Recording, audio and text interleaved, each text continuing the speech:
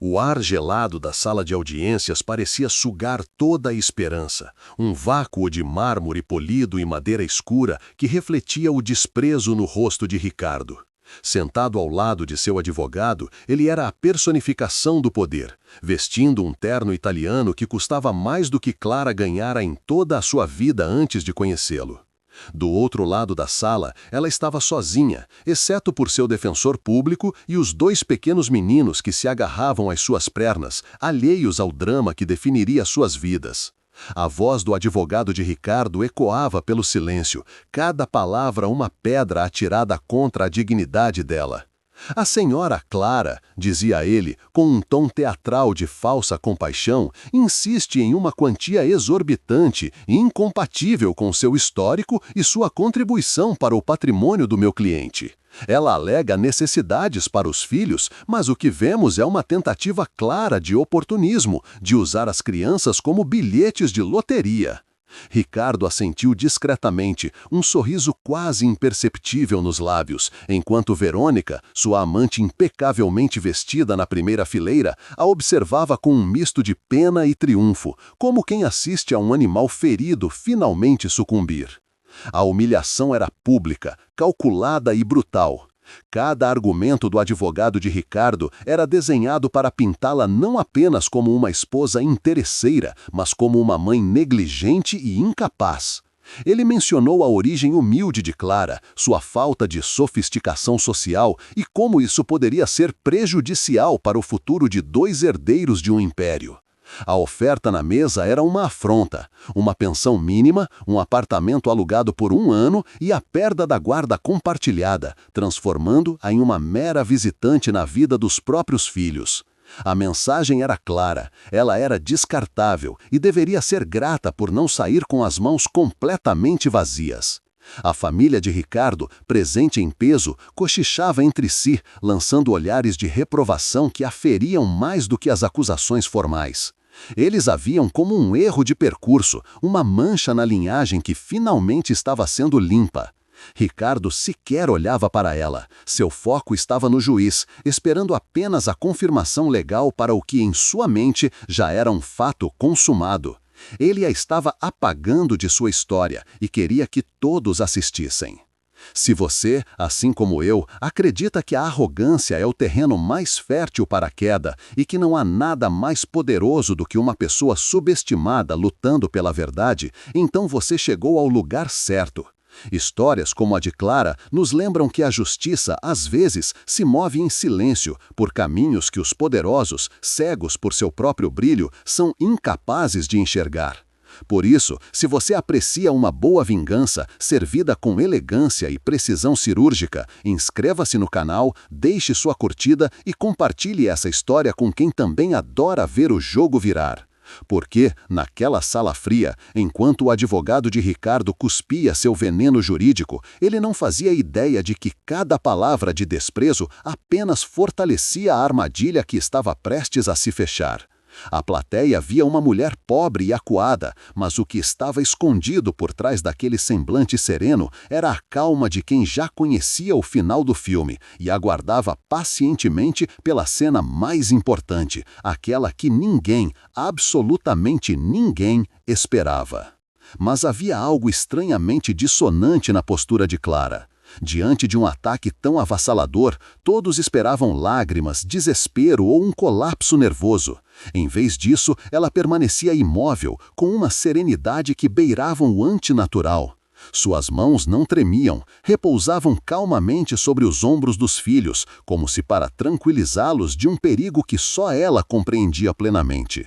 Seu olhar não era de medo, mas de uma concentração profunda, quase analítica. Ela observava cada gesto, cada expressão de escárnio de Ricardo e Verônica, não como uma vítima, mas como uma estrategista mapeando o campo de batalha. Essa calma era sua primeira arma secreta, um escudo invisível que desconcertava seus adversários. Eles queriam vê-la destruída, mas sua recusa em se quebrar plantava a primeira semente de dúvida. Para Ricardo, era apenas a prova de sua simplicidade, de sua incapacidade de compreender a gravidade da situação. Ele não conseguia conceber que aquela quietude não era fraqueza, mas sim a paciência de quem segura a carta mais alta do baralho e espera o momento perfeito para revelá-la. O juiz, um homem de meia idade com cabelos grisalhos e um olhar que já havia testemunhado as mais sórdidas disputas familiares, também parecia notar a estranheza da situação. Enquanto os advogados se gladiavam, sua atenção se desviava para um objeto simples sobre sua mesa. Um envelope pardo, grande e selado com o lacre oficial do tribunal.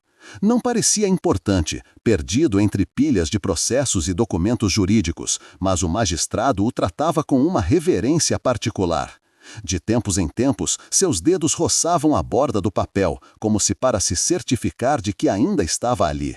Aquele envelope continha o resultado de uma petição sigilosa, apresentada por Clara semanas antes, um pedido que passara despercebido pela arrogância da equipe jurídica de Ricardo. Eles estavam tão focados em desconstruir a imagem dela que não deram importância àquela moção, classificando-a como um ato de desespero. Mal sabiam eles que dentro daquele invólucro de papel barato estava a verdade, reduzida a uma sequência de marcadores genéticos, uma prova científica e irrefutável que tinha o poder de implodir não apenas aquele processo de divórcio, mas toda a estrutura de poder e mentiras sobre a qual Ricardo e Verônica construíam seu futuro. Para Ricardo, a audiência era um mero protocolo, o último obstáculo burocrático para se livrar do que ele considerava seu maior erro. Ele já planejava sua nova vida com Verônica, uma vida de festas, viagens e, acima de tudo, de uma esposa que ele pudesse exibir com orgulho em seu círculo social. Clara, com sua simplicidade e seu jeito provinciano, nunca se encaixou. Ele a via como um projeto fracassado de Cinderela, uma mulher que ele tentou moldar, mas que insistia em manter suas raízes humildes. A crueldade com que a tratava agora era para ele uma forma de puni-la por essa falha, por nunca ter se tornado a mulher que ele queria que ela fosse. Verônica, por sua vez, saboreava cada momento. Ela havia vencido. Após anos como a outra, ela finalmente assumiria o posto de matriarca, a senhora de uma das famílias mais ricas da cidade. Seus olhos brilhavam de ambição e seu sorriso para Clara era a mais pura expressão de superioridade. Ambos estavam tão absortos em sua vitória iminente, tão convencidos de seu poder e de sua impunidade, que não perceberam os pequenos sinais de que o chão sob seus pés estava prestes a ruir. A presença dos gêmeos na sala de audiências era para todos a prova final da manipulação de Clara, uma tentativa barata de usar a imagem das crianças para comover o juiz. Ricardo sentia uma pontada de irritação ao vê-los ali. Ele amava os filhos, ou pelo menos a ideia de ter herdeiros, mas naquele momento eles eram apenas peões no jogo sujo que ele acreditava que Clara estava jogando. Verônica, curiosamente, parecia ainda mais tensa com a presença deles, lançando olhares nervosos na direção de um dos meninos em particular, um gesto que passou despercebido por quase todos, menos por Clara. A verdade era que a decisão de levar as crianças fora uma jogada calculada, mas não da forma que todos imaginavam. Ela não os levou para gerar pena, mas sim para que a verdade, quando viesse à tona, fosse revelada diante das pessoas mais importantes daquela equação. Eles eram o centro de toda a disputa, a razão pela qual ela suportou anos de humilhação em silêncio e a força motriz por trás de sua busca implacável por justiça. Naquele tribunal, os dois meninos não eram apenas filhos, eram a prova viva do crime e a chave para a libertação de sua mãe. O advogado de Ricardo finalmente encerrou sua argumentação com uma frase venenosa, sugerindo que o juiz agisse com rigor para proteger o futuro das crianças de uma influência materna inadequada. Um silêncio pesado tomou conta do ambiente. Todos os olhares se voltaram para Clara, esperando sua reação, sua derrota. Ricardo ajeitou a gravata, preparando-se para a vitória. Verônica segurou a respiração, antecipando o golpe de misericórdia. Foi então que o inesperado aconteceu. Clara não chorou, ela não implorou. Com uma calma que congelou a sala, ela se inclinou e sussurrou algo para seu advogado, que apenas assentiu. Em seguida, ela ergueu o rosto e seu olhar encontrou o do juiz, um olhar direto, firme, que parecia dizer, agora. O juiz, compreendendo o sinal, pigarreou e pegou o envelope pardo. Antes de prosseguir, disse ele, com a voz grave ressoando no silêncio, há um último documento a ser considerado, referente a um pedido de verificação de paternidade solicitado pela senhora Clara. Um calafrio percorreu a espinha de Ricardo. Paternidade? Ele olhou para os filhos, confuso. A preocupação em seu rosto era evidente, mas ele estava olhando para o filho errado. A história daquela mulher serena no tribunal não começou com o eco frio das acusações, mas sim 10 anos antes, em uma tarde ensolarada em uma pequena cidade do interior, onde o cheiro de terra molhada e flores silvestres ainda era sua realidade. Clara conheceu Ricardo em uma feira agrícola, onde ele, o herdeiro de um império de agronegócio, estava buscando autenticidade para uma nova campanha de marketing. Ele se encantou com a simplicidade dela, com a honestidade em seu olhar e a forma como suas mãos, embora delicadas, mostravam a força de quem entendia o valor do trabalho. Para Clara, ele era um príncipe de um mundo distante, prometendo uma vida de contos de fadas. Ela se apaixonou não pela fortuna, mas pela promessa de um amor que parecia genuíno, de um homem que afirmava estar cansado da superficialidade de seu próprio universo. Ao aceitar seu pedido de casamento, ela deixou para trás sua família, seus amigos e o sonho de abrir uma pequena floricultura, acreditando que estava plantando as sementes de um jardim muito maior, um que floresceria com amor e respeito mútuo em solo fértil e promissor. Nos primeiros anos, a promessa pareceu se cumprir. Ricardo ainda mantinha um brilho de admiração por ela. Ele a instalou na sede da fazenda da família, uma propriedade centenária que estava negligenciada, e, enquanto ele viajava para fechar negócios, foi Clara quem mergulhou de cabeça na administração daquele lugar. Com seu conhecimento inato da terra e uma gestão cuidadosa, ela revitalizou os pomares, otimizou a produção de laticínios e transformou a fazenda em uma das unidades mais lucrativas do conglomerado. Ela não recebia um salário, pois, como dizia Ricardo, tudo isso é nosso, querida. Ela trabalhava do amanhecer ao anoitecer, não como a esposa de um milionário, mas como uma administradora dedicada, movida pela crença de que estava construindo o futuro de sua família. Os funcionários a respeitavam, os risinhos a admiravam, e por um tempo ela se sentiu parte essencial daquele império. Ela era o coração pulsante da terra que sustentava a fortuna, a raiz invisível que nutria a árvore frondosa da qual Ricardo colhia todos os frutos e todo o prestígio social. A chegada dos gêmeos, Lucas e Mateus, foi o auge de sua felicidade, mas também o início sutil de sua invisibilidade. O nascimento foi complicado e os bebês passaram alguns dias na unidade neonatal de um hospital de elite na capital. Foi lá que os caminhos de Clara e Verônica se cruzaram pela primeira vez, embora de forma quase anônima. Verônica, então uma socialite recém-divorciada e com um filho nascido na mesma semana, frequentava os mesmos corredores, sempre impecavelmente vestida, lançando olhares de curiosidade para a mulher simples que passava horas ao lado da incubadora dos gêmeos. Clara, imersa em sua própria bolha de preocupação e amor materno, mal a notou. Quando finalmente levou seus filhos para casa, sentiu que sua família estava completa. No entanto, a maternidade a afastou ainda mais dos círculos sociais de Ricardo. Enquanto ele se tornava uma figura cada vez mais proeminente no mundo dos negócios, ela se dedicava inteiramente aos meninos, trocando festas de gala por noites em claro, acreditando que seu sacrifício era a maior prova de amor que poderia oferecer. Com o passar dos anos, a admiração de Ricardo por sua esposa autêntica se transformou em constrangimento. O sucesso subiu à sua cabeça, e a simplicidade que antes o encantara agora era vista como uma falha, uma mancha em sua imagem de poder e sofisticação. Ele começou a corrigi-la em público, criticando seu sotaque, suas roupas e sua falta de interesse nas fofocas da alta sociedade. Você precisa se esforçar mais, Clara, ele dizia, com uma frieza cortante. As pessoas comentam, você me faz parecer um homem que não sabe escolher uma esposa à sua altura. Cada palavra era uma facada em sua autoestima, minando a confiança que ela havia construído. Ela tentou se adaptar, frequentou cursos de etiqueta, comprou roupas caras que a faziam se sentir fantasiada, mas nada era suficiente. Ele não queria que ela mudasse, ele queria que ela desaparecesse e fosse substituída por alguém que já viesse com o selo de aprovação daquele mundo superficial que ele agora tanto valorizava. A mulher que havia revitalizado sua fazenda e lhe deu herdeiros era agora tratada como um acessório fora de moda. Foi nesse cenário de crescente desprezo que Verônica reapareceu, não mais como uma desconhecida no corredor de um hospital, mas como uma amiga em comum, apresentada em um evento de caridade. Ela era tudo o que Clara não era, polida, articulada, com um conhecimento enciclopédico sobre vinhos caros e destinos de luxo. Verônica rapidamente se insinuou na vida do casal, elogiando Ricardo por sua visão de negócios e oferecendo a Clara conselhos de moda com uma condescendência disfarçada de amizade. Ela era uma predadora paciente que estudou cada fissura no casamento deles e soube exatamente como explorá-la.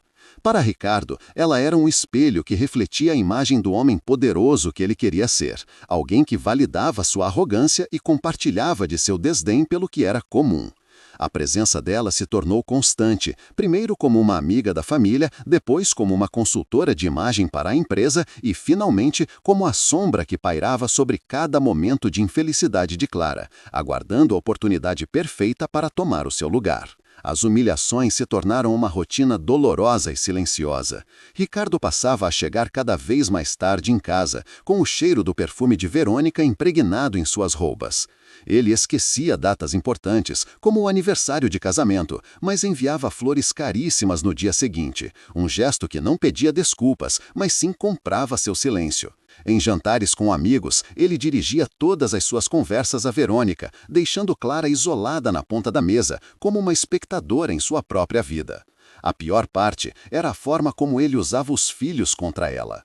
Verônica entende a importância de criar os meninos para o mundo, ele dizia. Ela sabe quais escolas, quais clubes. Você, com sua criação simples, não consegue enxergar o futuro deles.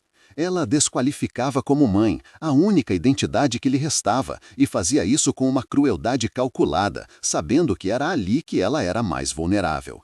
Clara suportava tudo em silêncio, engolindo as lágrimas e se apegando aos filhos, sua única fonte de força em um castelo dourado que se tornava sua prisão.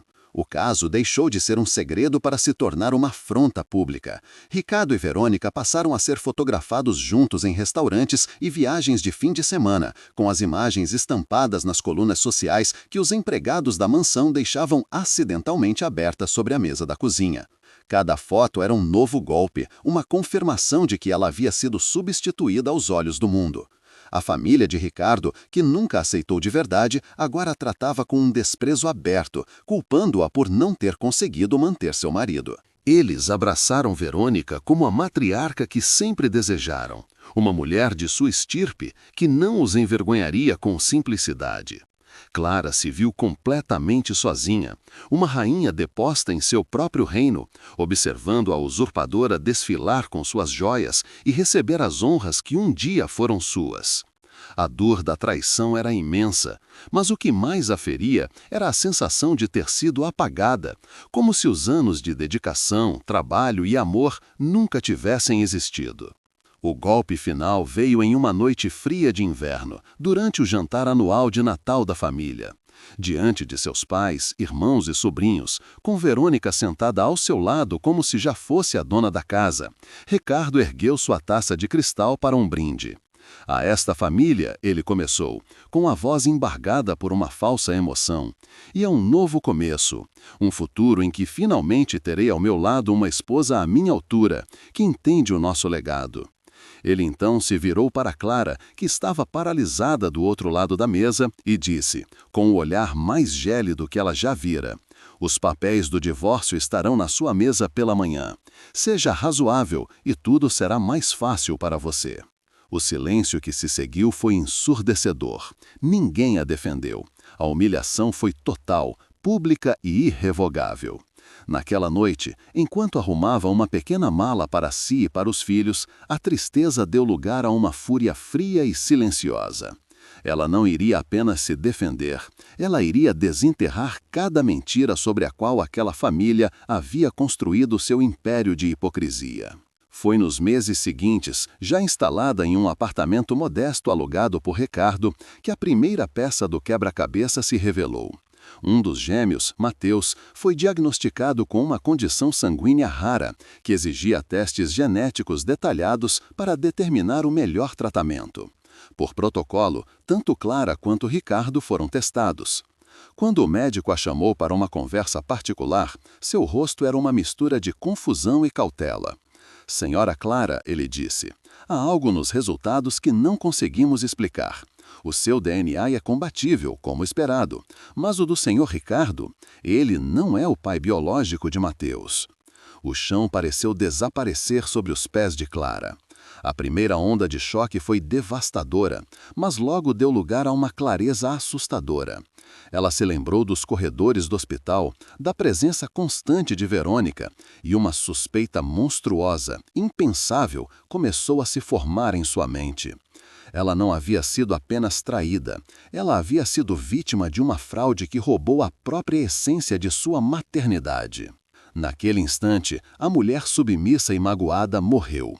Em seu lugar, nasceu uma estrategista implacável, movida por um amor maternal que agora tinha a ferocidade de uma leoa protegendo suas crias. Ela sabia que não podia confrontar Ricardo ou Verônica diretamente.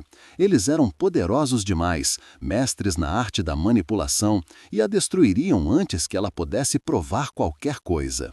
Com os resultados preliminares em mãos, ela procurou o único advogado que conhecia que não fazia parte do círculo de Ricardo, um defensor público aposentado conhecido por sua integridade e por sua aversão aos poderosos.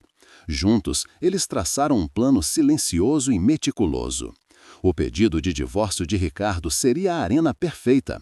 Eles deixariam que ele e Verônica construíssem seu castelo de arrogância, que a humilhassem e a subestimassem. Enquanto isso, por baixo dos panos, eles entrariam com uma petição sigilosa ao juiz, solicitando um teste de paternidade oficial para ambos os filhos, sob o pretexto de garantir a pensão. A armadilha estava montada, e a isca era a própria fragilidade que seus inimigos tanto desprezavam.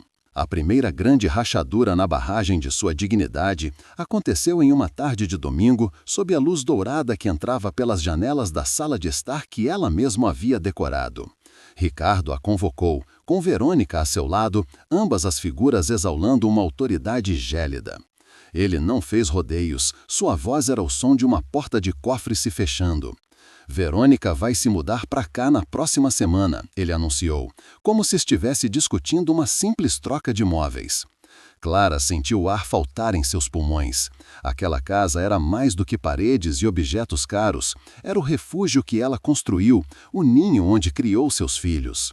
Verônica, percebendo seu choque, sorriu com um cinismo venenoso. Não se preocupe, querida. Vou cuidar bem do seu antigo lar. Talvez eu até mantenha aquele seu arranjo de flores secas no lavabo como uma lembrança pitoresca. A humilhação era tão profunda que parecia física, um soco no estômago que a deixou sem palavras, enquanto via a usurpadora medir com os olhos o espaço que em breve seria seu, apagando cada vestígio da existência de Clara. A segunda facada veio disfarçada de reestruturação empresarial. A fazenda, aquele pedaço de terra que Clara havia ressuscitado com seu suor e conhecimento, tornou-se o próximo alvo.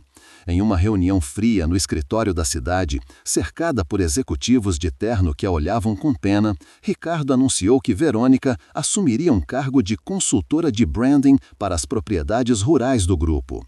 Precisamos de uma visão moderna, de alguém que entenda de luxo e mercado internacional, ele explicou, sem jamais dirigir o olhar a Clara. Verônica trará a sofisticação que a fazenda precisa para se tornar uma marca global. Foi uma demissão simbólica, uma anulação pública de todo o seu trabalho.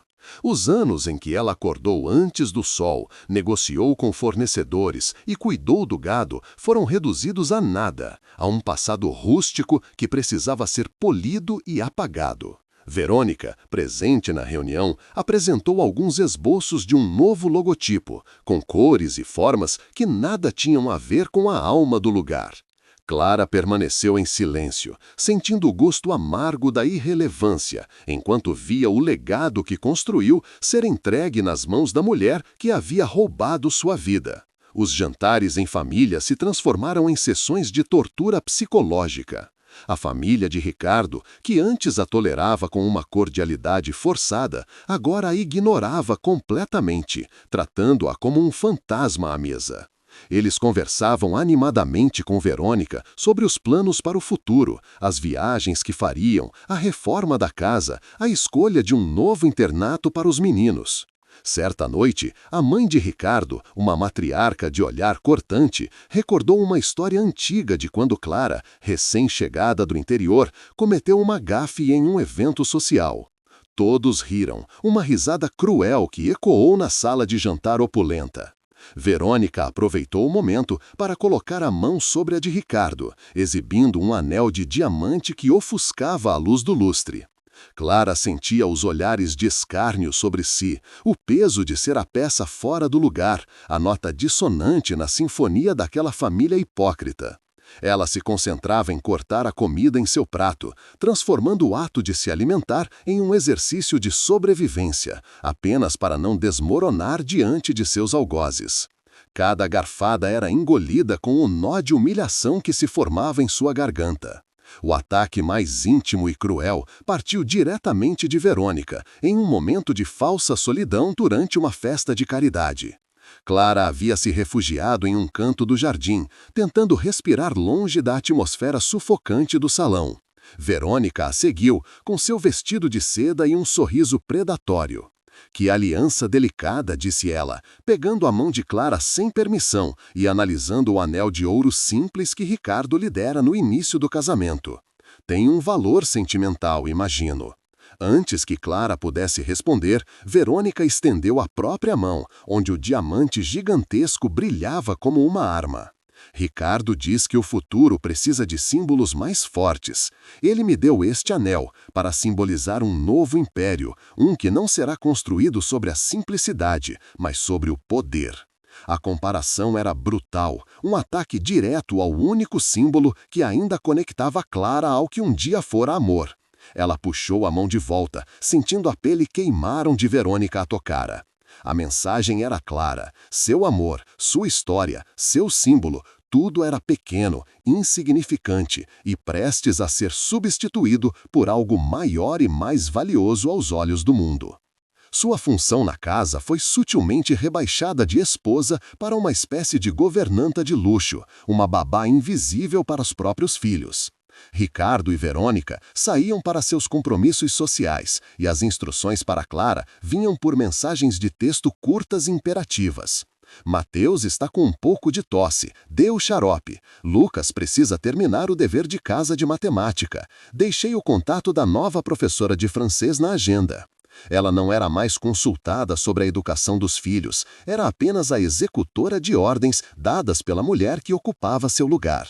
Em uma noite, enquanto Ricardo e Verônica estavam em uma ópera, ele ligou, não para perguntar como ela estava, mas com uma irritação contida na voz. Clara, a adega está uma bagunça. Verônica queria um vinho específico e o sommelier não conseguiu encontrar. Organize aquilo amanhã. Desligou sem esperar resposta. Naquele momento, ela compreendeu a totalidade de sua desvalorização. Ela não era mais a senhora da casa, nem mesmo uma convidada. Era apenas parte da mobília funcional, uma peça útil que em breve seria descartada quando não tivesse mais serventia. A dor daquelas humilhações diárias começou a corroê-la por dentro, deixando um rastro de cinzas em sua alma. Ela passou a evitar seu próprio reflexo nos espelhos polidos da mansão, pois a mulher que via de volta parecia uma estranha, com os ombros curvados pelo peso da vergonha e os olhos opacos de tristeza. O sentimento de ser descartável era tão avassalador que ela sentia vontade de se encolher até desaparecer, de se tornar tão invisível quanto eles a faziam sentir.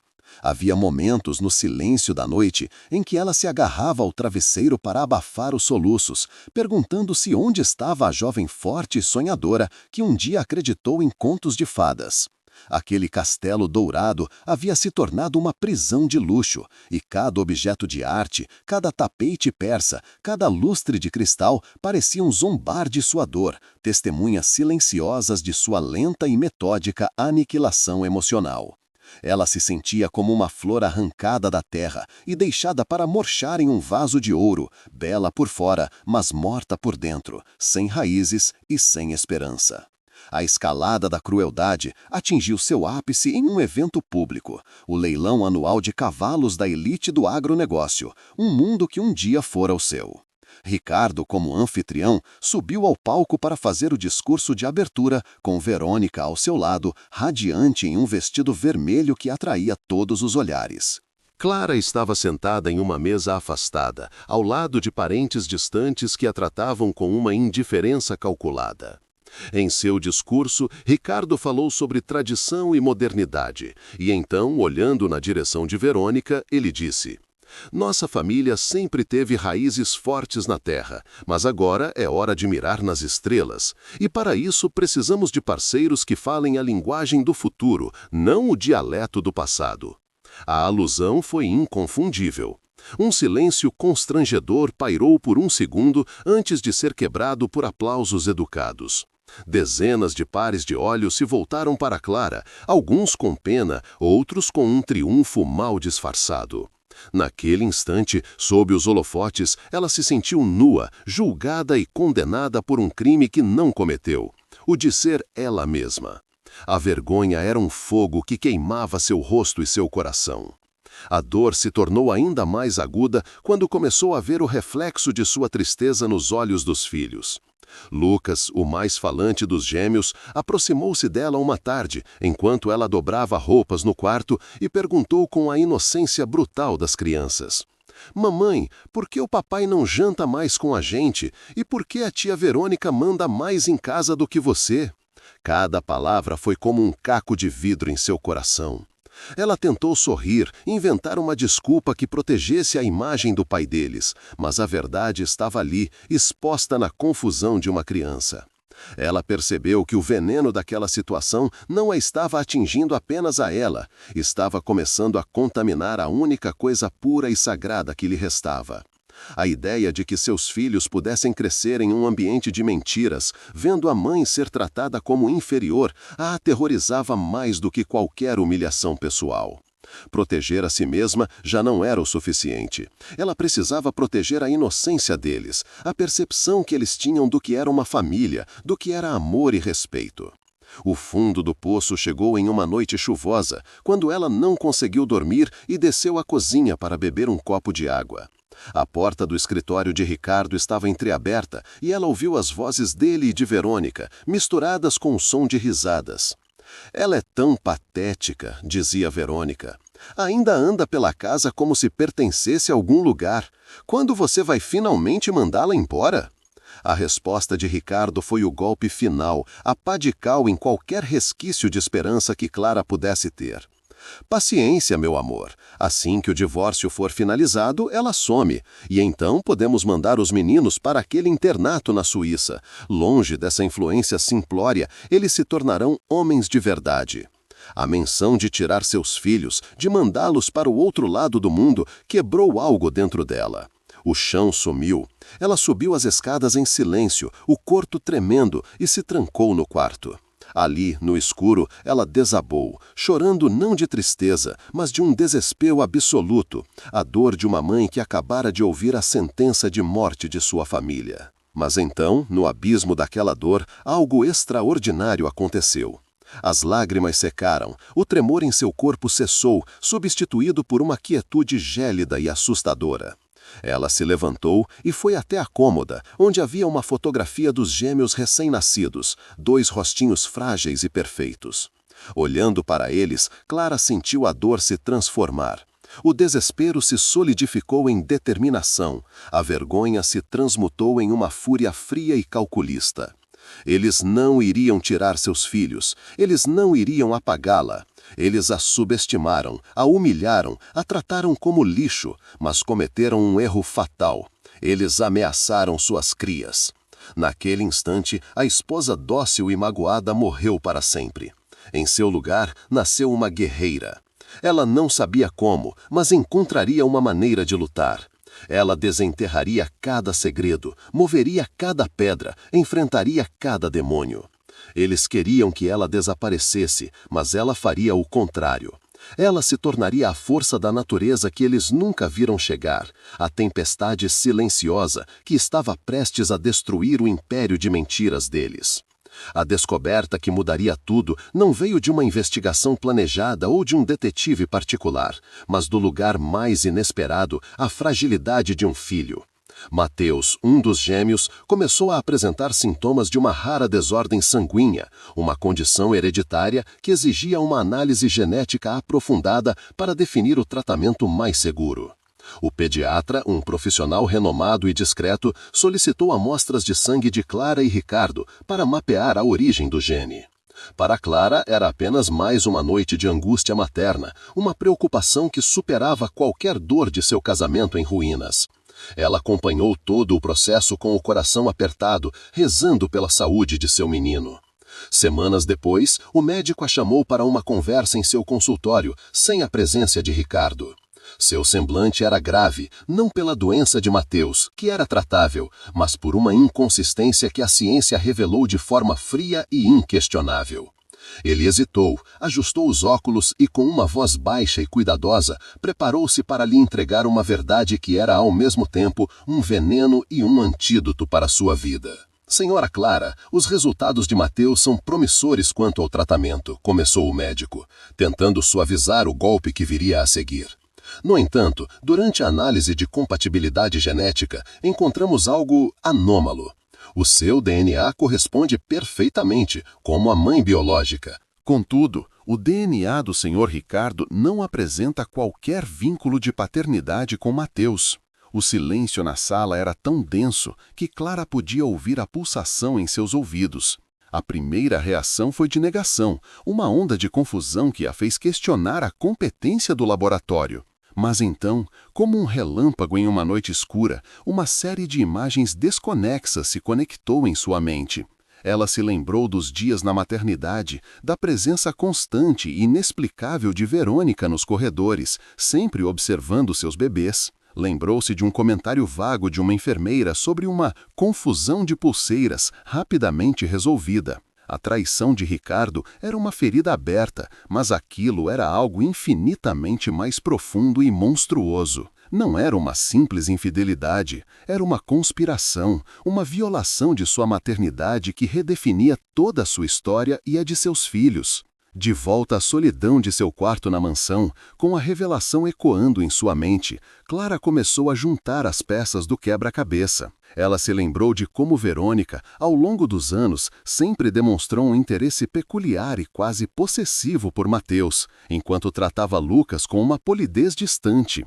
Recordou conversas em jantares de família, onde parentes de Ricardo comentavam como Lucas era a cópia fiel do pai, enquanto Mateus tinha traços que ninguém sabia de onde vinham.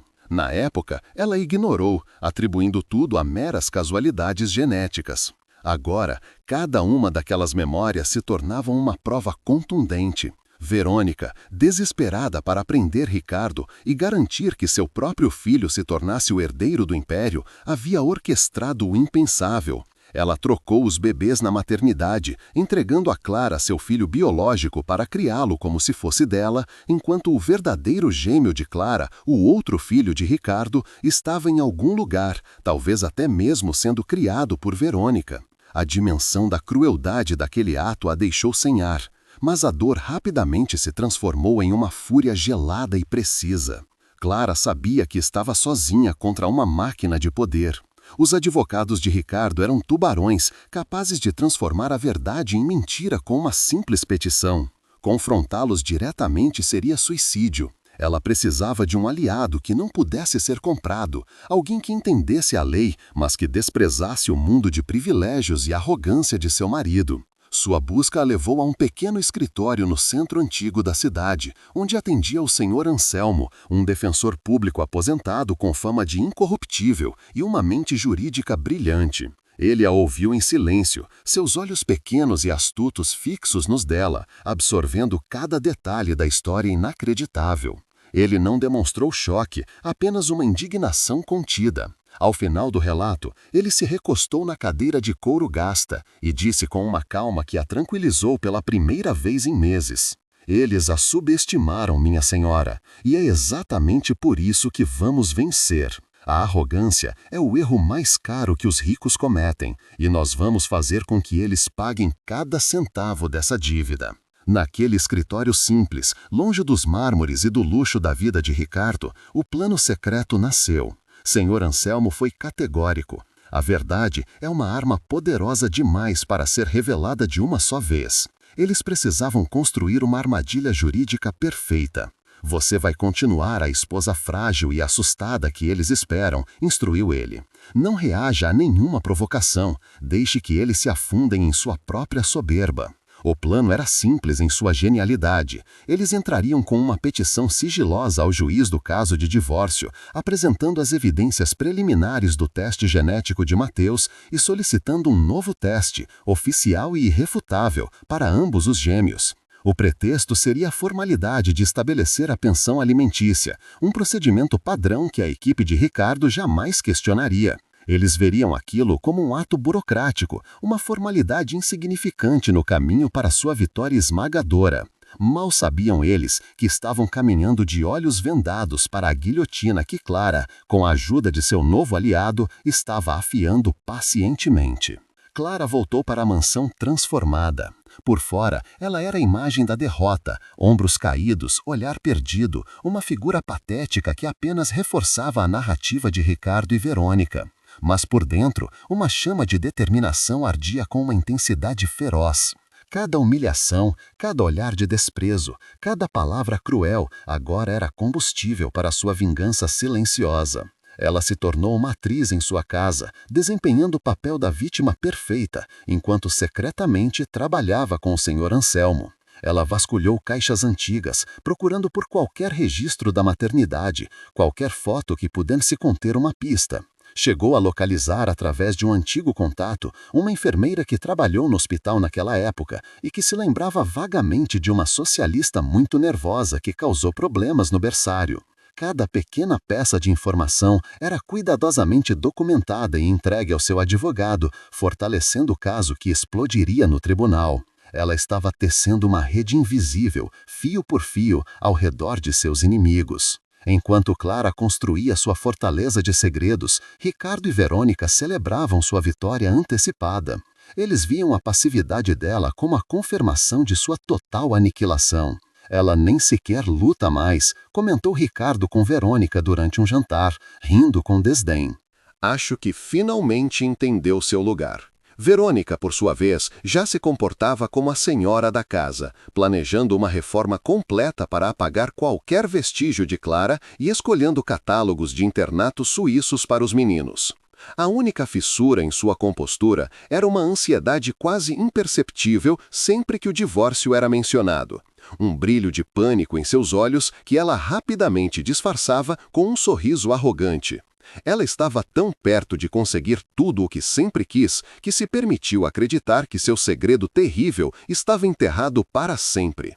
A soberba de ambos o cegou para os sinais sutis, para a calma antinatural de Clara, para a petição discreta que apareceu na pilha de documentos de seus advogados e foi descartada como irrelevante. Eles estavam dançando na beira de um precipício, surdos ao som do chão começando a rachar sob seus pés. O dia em que o oficial de justiça chegou com a ordem para a coleta de material genético foi um momento de tensão silenciosa. Ricardo reagiu com irritação, vendo aquilo como mais uma manobra de Clara para atrasar o inevitável, mas concordou em cumprir a formalidade. Verônica ficou visivelmente pálida, mas se recompôs, dizendo que era bom ter tudo documentado para evitar problemas futuros. Clara levou os meninos à clínica designada pelo tribunal, seu coração batendo forte contra as costelas. Enquanto a enfermeira colhia as amostras, ela olhou para os rostos de seus 2 filhos, a quem amava com a mesma intensidade, e sentiu uma onda de proteção feroz. Ali, naquele ato clínico e estéril, estava a chave para a liberdade deles e para a justiça que ela tanto buscava. Dias depois, o Sr. Anselmo lhe telefonou para dizer que o laudo estava pronto e lacrado, entregue diretamente ao juiz, para ser aberto apenas na audiência. A armadilha estava pronta, a isca havia sido mordida. Agora só restava esperar o momento em que a verdade, como uma fera faminta, seria finalmente libertada. Enquanto Ricardo avançava com a fúria de um trem desgovernado, Clara se movia com a precisão silenciosa de uma artesã. No luxuoso escritório de seus advogados, cercado por painéis de mogno e vistas panorâmicas da cidade, Ricardo assinava documentos que selavam seu futuro e, ele acreditava, o fim de Clara. Ele autorizou a venda de uma carteira de ações que compartilhavam, instruiu seus corretores a listar a casa de campo que ela tanto amava e deu sinal verde para a organização de seu casamento com Verônica, um evento que prometia ser o mais espetacular da década. Cada assinatura era um ato de apagamento, uma demonstração de poder. Ela não tem chance, ele dizia a Verônica, enquanto saboreava um uísque caríssimo. A petição sobre a paternidade foi a última cartada de uma desesperada. Nossos advogados vão esmagar isso como um inseto. Em uma semana, ela será apenas uma nota de rodapé esquecida em nossa história. Ele estava tão inebriado com a própria grandiosidade que não percebeu que, ao assinar aqueles papéis, estava apenas transferindo os pregos para o seu próprio caixão, que Clara, pacientemente, já havia encomendado e estava prestes a fechar. Em um contraste gritante, as reuniões de Clara aconteciam em um escritório modesto, com cheiro de livros antigos e café forte, onde o senhor Anselmo orquestrava a defesa como um mestre de xadrez. Sobre a mesa de madeira gasta não havia taças de cristal, mas sim pilhas de documentos que valiam mais do que qualquer ação da bolsa. Cópias dos registros da maternidade com anotações sobre a falha de protocolo, o laudo preliminar que iniciou tudo e o depoimento assinado pela enfermeira aposentada que finalmente concordou em falar, movida pela consciência. A força do nosso caso não está no barulho, mas no silêncio, explicava o advogado com sua voz calma e firme. Deixamos que eles acreditem que estão lutando contra uma mulher frágil por uma pensão. Enquanto isso, nós estamos construindo uma fortaleza de fatos irrefutáveis. Na audiência, eles virão armados com canhões para matar uma borboleta, sem saber que a borboleta é apenas uma distração. A verdadeira arma, o laudo oficial, já está nas mãos do juiz. Eles não estão vindo para um divórcio, senhora Clara, estão vindo para o seu julgamento. Cada palavra dele era um bálsamo para a alma ferida dela, transformando o medo em uma expectativa fria e calculada. A confiança de Ricardo era um monólito, mas Verônica, a arquiteta da fraude, começava a sentir o peso de sua mentira. Sua fachada de socialite impecável começou a apresentar fissuras microscópicas, invisíveis para quase todos, exceto para Clara. Verônica desenvolveu uma insônia persistente e passou a reagir com irritação desproporcional a qualquer menção da audiência.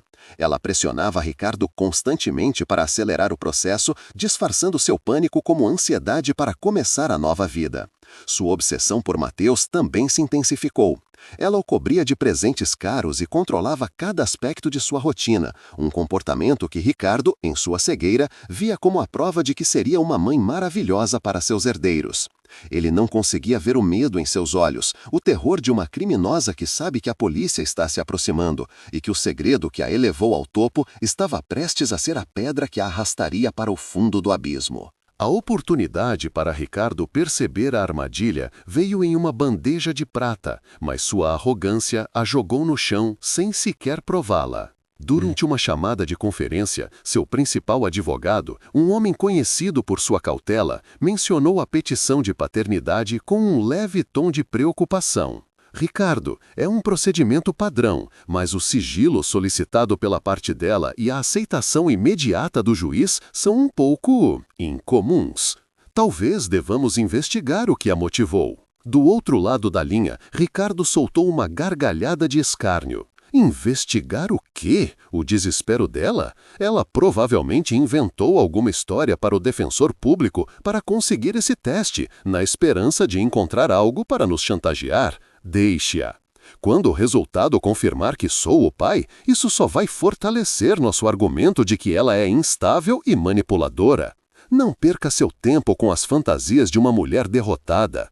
Foque em garantir que ela saia da minha vida com o mínimo possível. Ao desligar, ele se sentiu ainda mais poderoso.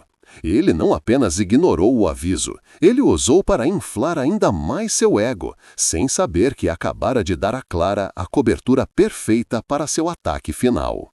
Enquanto o mundo de Ricardo girava em torno de contratos e colunas sociais, Clara mergulhava no passado, buscando a peça final que transformaria sua suspeita em uma narrativa completa. Com a ajuda de um investigador discreto contratado pelo Sr. Anselmo, ela localizou a enfermeira que trabalhou no berçário durante a semana do nascimento dos gêmeos. O encontro aconteceu em um café simples, longe dos olhos curiosos da elite. A mulher, agora uma senhora de cabelos brancos e olhar cansado, hesitou no início, com medo das consequências. Mas a serenidade e a dor nos olhos de Clara a convenceram. Ela não sabia de uma troca, mas se lembrava vividamente de Verônica, na época recém-divorciada e conhecida por seu comportamento errático. Ela estava sempre lá, a enfermeira recordou, com a voz baixa, fazendo perguntas, oferecendo presentes caros para a equipe. Lembro-me de um incidente com as pulseiras de identificação, uma confusão que foi rapidamente abafada pela administração do hospital. Na época, pareceu um erro bobo. Hoje parece outra coisa. Seu testemunho, embora circunstancial, era o elo humano que conectava a frieza do teste de DNA à malícia calculada de Verônica. O plano de Ricardo para humilhá-la publicamente continuava a todo vapor, e o palco escolhido foi o leilão anual da fazenda, um evento que Clara um dia ajudou a criar. Ele fez questão de que ela estivesse presente, sentada em uma mesa nos fundos, como uma relíquia de um passado a ser esquecido. Durante seu discurso, ele anunciou a nova parceria estratégica com Verônica para a modernização da marca, elogiando sua visão global em detrimento da abordagem rústica anterior. Era uma execução pública de todo o trabalho e amor que Clara dedicou àquele lugar. Enquanto os convidados aplaudiam, Clara mantinha seu olhar fixo nele, não com mágoa, mas com uma intensidade que o deixou momentaneamente desconfortável. Ele viu nela, por um segundo, não a mulher frágil que ele desprezava, mas uma estranha, uma juíza silenciosa. O sentimento passou rápido, substituído por sua habitual arrogância.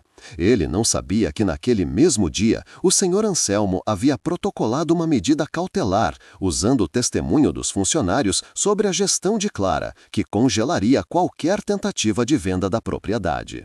O palco da sua humilhação se tornaria em breve o cenário de sua primeira grande derrota. Nos dias que antecederam a audiência, a mansão se tornou um teatro do absurdo.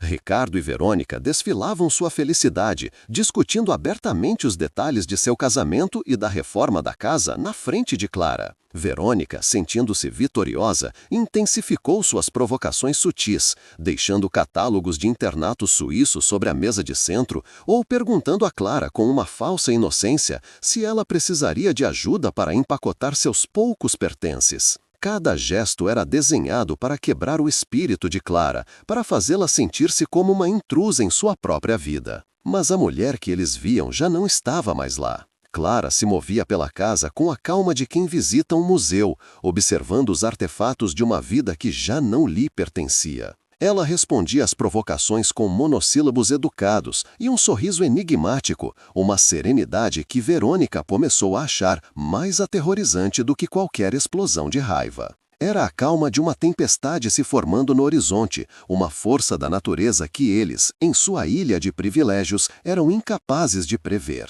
Na noite anterior à audiência, um silêncio pesado pairava sobre a mansão.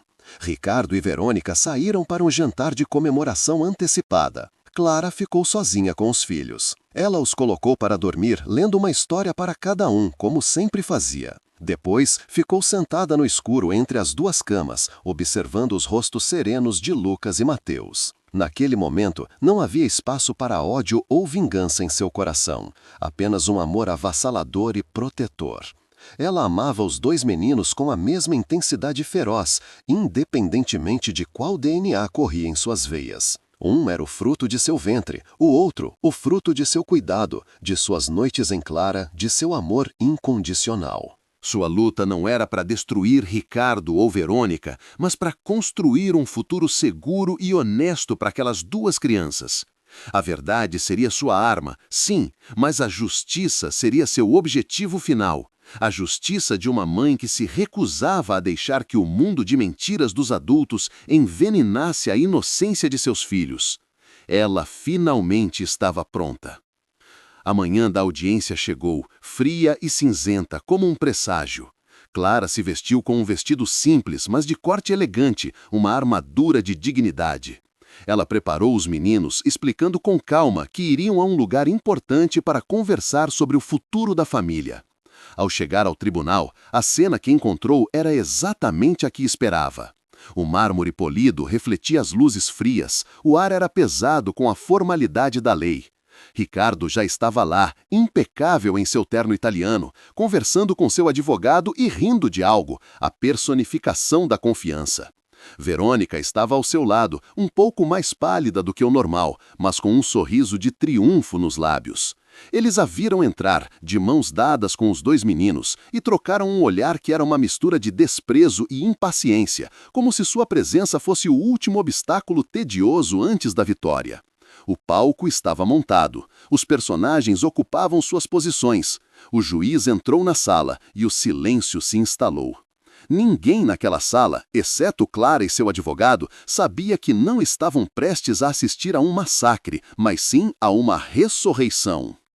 A voz do advogado de Ricardo finalmente se calou, deixando um vácuo no ar gelado da sala de audiências. Um silêncio denso e expectante se instalou, quebrado apenas pelo farfalhar de papéis e pela respiração contida dos presentes. Ricardo ajeitou a gravata de seda, um gesto de pura autoconfiança, e trocou um sorriso cúmplice com Verônica, que parecia saborear a humilhação final de sua rival. Eles haviam dito tudo, tinham pintado Clara como uma oportunista, uma mãe inadequada, uma relíquia de um passado que eles estavam ansioso para enterrar. A vitória parecia tão certa, tão palpável, que o ar vibrava com sua arrogância. Foi então que o juiz, que até então ouvira tudo com uma paciência de pedra, limpou a garganta. O som, embora discreto, ressoou como um trovão. Ele estendeu a mão e pegou o envelope pardo que repousava sobre sua mesa. Antes de deliberar sobre as questões apresentadas, disse ele, com uma voz neutra que não traía nenhuma emoção, há um último documento a ser juntado aos autos, referente a uma petição sigilosa da senhora Clara. Os resultados chegaram esta manhã. Um calafrio sutil percorreu a espinha de Verônica, mas Ricardo apenas revirou os olhos, impaciente com aquela última formalidade inútil. O som do papel se rasgando ecoou como um tiro no silêncio do tribunal. O juiz ajustou seus óculos e leu o documento com uma lentidão torturante. Cada segundo esticava a atenção a um ponto quase insuportável.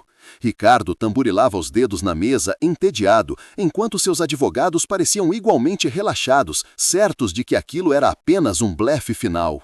Finalmente, o juiz ergueu o olhar. O laudo se refere ao teste de paternidade solicitado para ambos os filhos do casal, ele anunciou. Começando pelo menino Lucas. Ele fez uma pausa, seus olhos passando por Ricardo. O resultado do exame de DNA confirma, com uma probabilidade de 99,99%, que o senhor Ricardo é o pai biológico de Lucas. Um suspiro coletivo de alívio percorreu o lado de Ricardo na sala. Ele sorriu, um sorriso largo e vitorioso, e olhou para Clara como quem diz, viu, mais uma de suas mentiras desmascaradas. Verônica relaxou visivelmente em sua cadeira, sua postura arrogante retornando com força total. Para eles, o jogo estava ganho. Aquela confirmação era a pá de cal na credibilidade de Clara, a prova final de que ela era uma mulher desesperada e desequilibrada, atirando para todos os lados em uma tentativa patética de obter vantagem. Mas a expressão do juiz não mudou. Ele baixou os olhos para o papel novamente, sua face uma máscara de imparcialidade. Contudo, ele continuou, e a palavra pairou no ar como uma sentença. O laudo prossegue com o resultado referente ao segundo menino, Mateus. O sorriso de Ricardo vacilou. Ele franziu a testa, confuso. O juiz ergueu a cabeça novamente e desta vez seu olhar era direto e penetrante. A análise genética, realizada sobre os mais estritos protocolos judiciais, exclui conclusivamente a paternidade do senhor Ricardo em relação à criança Mateus. O silêncio que se seguiu foi absoluto, pesado, como se todo o ar tivesse sido sugado da sala. O mundo de Ricardo parou de girar. As palavras ecoavam em sua mente sem fazer sentido. Exclui a paternidade? Ele olhou para Mateus, o menino quieto agarrado à perna da mãe, e depois para Clara, cujo rosto sereno permanecia inalterado. A primeira e mais óbvia conclusão explodiu em sua mente, uma fúria cega e humilhante. Ele havia sido traído. A mulher que ele chamava de simples e pura o havia enganado da forma mais fundamental possível. A humilhação era 1000 vezes pior do que qualquer perda financeira. Isso é um absurdo, Ricardo gritou, levantando-se de um salto, a cadeira tombando para trás com um baque surdo. Ele apontou um dedo trêmulo na direção de Clara, o rosto vermelho de raiva e vergonha. Ela, essa mulher qualquer. Ela trouxe o filho de outro homem para dentro da minha casa, para carregar o meu nome. Sua voz, normalmente tão controlada e imponente, estava agora quebrada, descontrolada. A voz de um homem cuja realidade acabara de ser implodida. Seus advogados se levantaram, tentando contê-lo, sussurrando para que ele se acalmasse, mas era tarde demais. A imagem de poder e controle que ele cultivara por toda a vida se desfez em segundos, diante de sua família, seus sócios e da imprensa que certamente já esperava do lado de fora. Ele não era mais o magnata no controle, mas um homem publicamente traído, um tolo enganado pela esposa pobre que ele tanto desprezava. E enquanto ele se afogava em sua própria fúria, ele não percebeu o verdadeiro epicentro do terremoto. Ele não viu o rosto de Verônica, que se tornara uma máscara de cera, desprovida de toda cor e vida. O juiz bateu o martelo com força. "Silêncio! Ordem no tribunal!" Sua voz trovejou, cortando o caos. Ricardo se calou, ofegante, mas seus olhos ainda fuzilavam Clara com um ódio puro. O magistrado esperou que o silêncio se restabelecesse e, com uma calma assustadora, voltou sua atenção para o laudo em suas mãos. "A acusação do senhor Ricardo é grave", disse ele, "mas prematura, pois o laboratório, ao se deparar com uma exclusão de paternidade, seguiu o protocolo padrão para casos anômalos, que inclui uma análise comparativa com outras partes envolvidas no processo quando possível." Ele fez uma pausa dramática e seu olhar se moveu lentamente, passando por Ricardo, passando por Clara e pousando como um falcão sobre sua presa diretamente em Verônica. Naquele instante, todos na sala seguiram o olhar do juiz. Verônica encolheu-se na cadeira, como se quisesse se tornar invisível. O ar ao seu redor parecia congelar. Ela sabia o que viria a seguir. O segredo que ela guardava como um veneno por quase uma década estava prestes a ser derramado e não havia absolutamente nada que ela pudesse fazer para impedir. O controle que ela tanto valorizava havia escapado por entre seus dedos.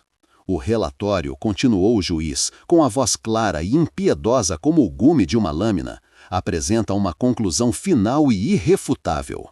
A análise de DNA confirma, com uma probabilidade estatística de 99,999%, que a mãe biológica da criança Mateus é a senhora Verônica Monteiro. Se o primeiro anúncio havia sido uma bomba, este foi um cataclismo. Um grito agudo e estrangulado escapou dos lábios de Verônica, um som desumano de pânico e derrota. Ela se levantou de um salto, as mãos na cabeça, os olhos arregalados de puro terror. "Não, não, é mentira, é uma armação dela!" Ela balbuciava, apontando para Clara, mas ninguém estava olhando para a esposa traída. Todos os olhares estavam fixos nela, a usurpadora, a arquiteta de uma fraude monstruosa. Sua fachada de elegância e sofisticação se desintegrou, revelando a mulher desesperada e calculista por baixo. Ela não era a futura senhora do império, era uma criminosa, desmascarada da forma mais espetacular e humilhante imaginável, no palco onde planejava celebrar sua maior vitória. Seu mundo não apenas ruiu, ele explodiu em uma chuva de mentiras expostas. Ricardo desabou em sua cadeira, o corpo mole como se todos os ossos tivessem sido removidos. A fúria em seu rosto deu lugar a uma expressão de confusão atordoada, que lentamente se transformou em um horror de compreensão. A verdade, em toda a sua feiura, o atingiu como um trem. Ele não fora traído por Clara, ele fora enganado, manipulado, feito de tolo pela mulher que amava, a mulher por quem ele estava destruindo sua família. As peças se encaixaram com uma clareza nauseante. A presença constante de Verônica na maternidade, sua estranha e possessiva devoção a Mateus, seu pânico velado sempre que o teste de paternidade era mencionado. Ele havia sido o peão em um jogo doentio, criando o filho de sua amante como seu, enquanto seu verdadeiro herdeiro? Onde estava seu verdadeiro herdeiro? A humilhação de ser um marido traído não era nada comparada à aniquilação de sua identidade como pai e à percepção de que sua arrogância o cegara para a maior fraude de sua vida. Ele olhou para Verônica, que agora soluçava histericamente, e não viu a mulher sofisticada que desejava, mas um monstro. Em meio ao pandemônio, Clara permaneceu como o olho calmo do furacão. Ela se ajoelhou, envolvendo os dois meninos em um abraço protetor, sussurrando palavras tranquilizadoras em seus ouvidos para protegê-los do veneno que se espalhava pela sala. Ela não sentia prazer na destruição de Ricardo e Verônica, apenas um alívio profundo e exausto. Sua luta não foi por vingança, mas por verdade e proteção. Ela amava Lucas e Mateus com a mesma força, um nascido de seu corpo e outro de seu coração, e não permitiria que as mentiras dos adultos definissem o futuro deles. Seu olhar encontrou o de Ricardo por um instante, e ele viu ali não o triunfo de uma inimiga, mas a força silenciosa de uma mulher que ele nunca se deu ao trabalho de conhecer. Ele a subestimou em todos os níveis imagináveis, e o preço daquela subestimação é a ruína de tudo que ele acreditava ser seu. A justiça não veio com gritos e acusações, mas com a calma implacável de um fato científico, lido em voz alta. Uma verdade que reorganizou todo o universo deles em um piscar de olhos. O juiz bateu o martelo novamente, sua voz agora carregada com o peso do que havia sido revelado. Esta audiência está suspensa. As implicações criminais deste caso serão investigadas em separado. As palavras selaram o destino de Verônica e o início do pesadelo legal de Ricardo. Os advogados, antes tão arrogantes, agora cochichavam freneticamente, seus rostos pálidos de choque. A família de Ricardo olhava para o chão, a vergonha estampada em cada rosto. Clara, por sua vez, levantou-se com uma dignidade que encheu a sala. Segurando firmemente a mão de cada um de seus filhos, ela se virou e caminhou em direção à saída, sem olhar para trás. O caminho se abriu para ela. As pessoas se afastavam, não com pena, mas com um novo tipo de respeito, quase temor. Ela não precisou dizer uma palavra. O envelope pardo sobre a mesa do juiz havia falado por ela, gritando uma verdade que era mais poderosa do que qualquer fortuna, mais valiosa do que qualquer sobrenome.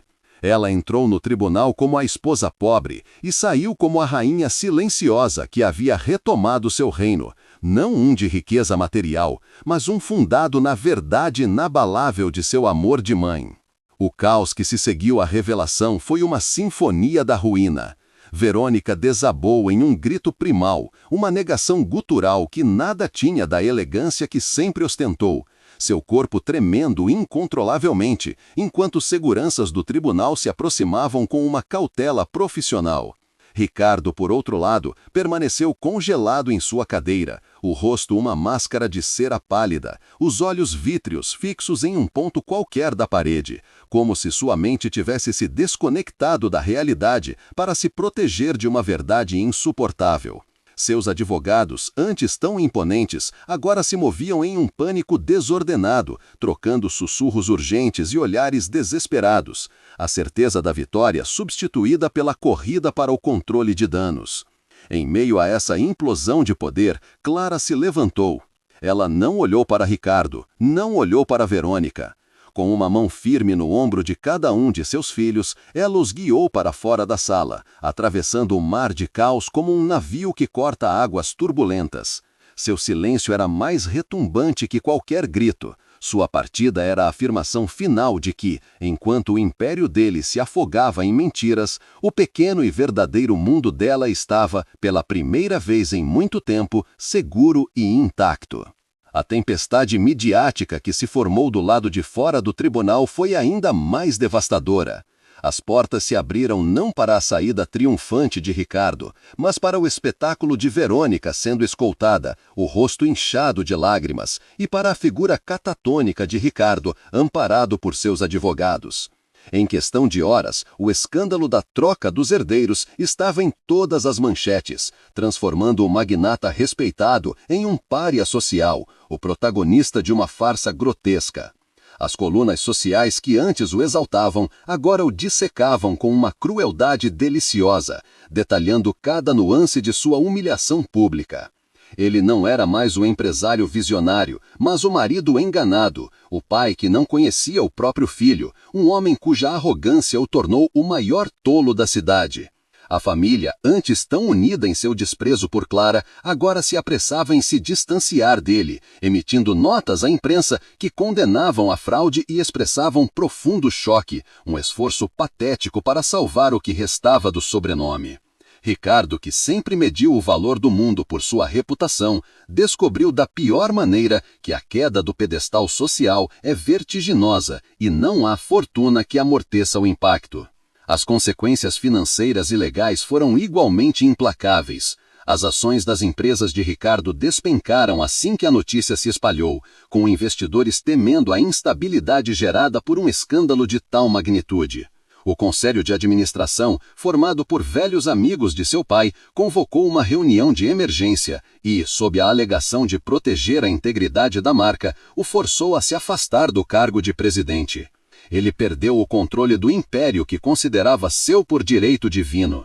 Em paralelo, a medida cautelar que o senhor Anselmo havia protocolado veio à tona, congelando todos os seus bens e, mais simbolicamente, impedindo qualquer alteração na fazenda, aquela que Clara havia revitalizado. A propriedade que ele tentou usar para humilhá-la se tornou o primeiro símbolo concreto de seu poder perdido.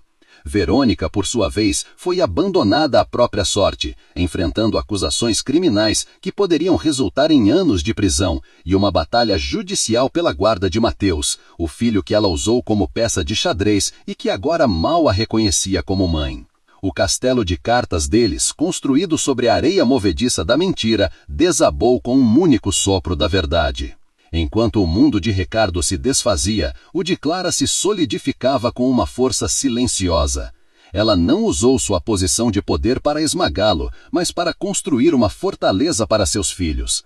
No acordo de divórcio, que agora era uma mera formalidade ditada por ela, Clara abriu mão de metade da fortuna líquida de Ricardo, um valor que a tornaria multibilionária.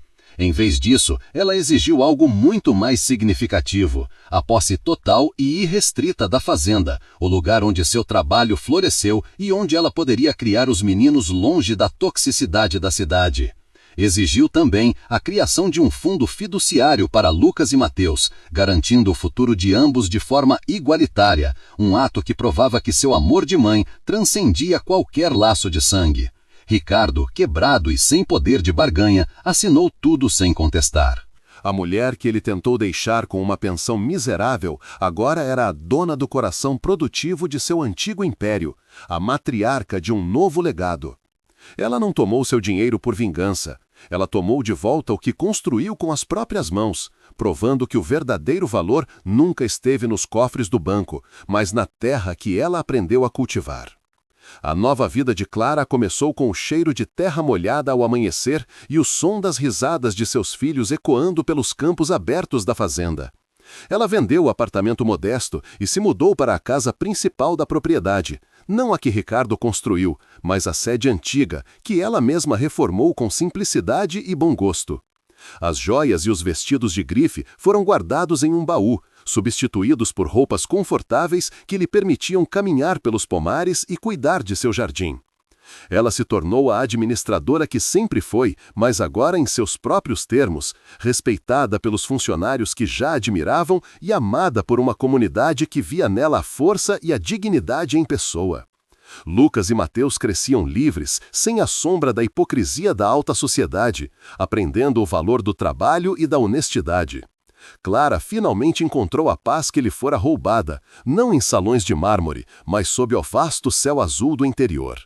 Ela não era mais a esposa pobre, mas a senhora de seu próprio destino, uma rainha que não precisava de coroa, pois seu reino era feito de amor, verdade e da liberdade de ser, finalmente, ela mesma. Meses depois, a notícia chegou a ela por meio de um antigo empregado. A grande mansão da cidade, palco de tantas de suas humilhações, havia sido vendida. Ricardo, uma figura diminuída e isolada, vivia agora em um apartamento de luxo, um exilado em seu próprio mundo, visitado apenas por advogados. Verônica fora condenada e cumpria sua pena em regime semiaberto, uma sombra da mulher que um dia fora. Naquela tarde, enquanto o sol se punha sobre sua fazenda, pintando o céu com tons de laranja e ouro, Clara observava Lucas e Mateus correndo em direção a ela, os rostos iluminados por uma felicidade genuína. Um sorriso sereno brotou em seus lábios. Ela finalmente entendeu a mais profunda das justiças poéticas. Ricardo e Verônica tentaram roubar sua identidade, seu futuro e até mesmo seu filho, obcecados em construir um império de aparências. No fim, eles perderam tudo e ficaram apenas com o vazio de suas ambições. Ela, que eles julgavam não ter nada, descobriu que sempre tivera tudo o que importava. A história deles terminava em silêncio e solidão, enquanto a dela estava apenas começando, ao som da única herança que o dinheiro não pode comprar nem a mentira destruir, uma família de verdade.